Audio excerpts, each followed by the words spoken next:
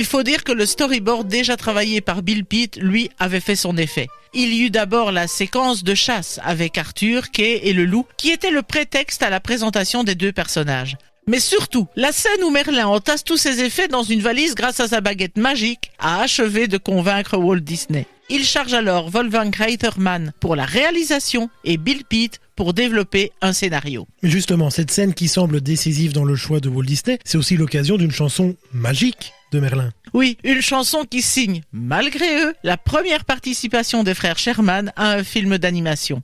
Le premier d'une longue série de succès pour le célèbre duo. Attends, je ne comprends pas. Pourquoi malgré eux ? Eh bien parce que Merlin l'Enchanteur ne fut pas tout à fait le premier film pour lequel ils furent contactés. Walt leur avait demandé l'écriture d'une chanson pour les 101 Dalmatiens, mais elle n'avait pas été intégrée au film. Pas intégré, il y avait un problème de qualité dans cette chanson ? Pas du tout. Mais lorsque Walt les contacte, toutes les chansons du film sont déjà écrites. La composition du titre de générique arrive donc trop tard et ne sera pas utilisée.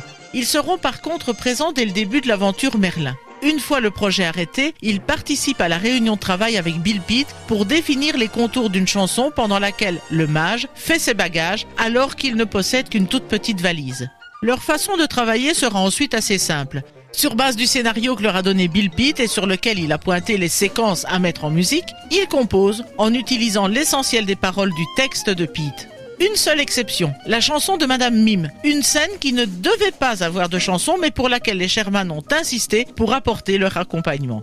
Pour la scène des bagages, seule la magie pouvait répondre aux besoins, mais il n'était pas question de refaire une sorte de bibidi bobidi bou. Et voilà alors comment est né Igitus Figitus Migitus Mum.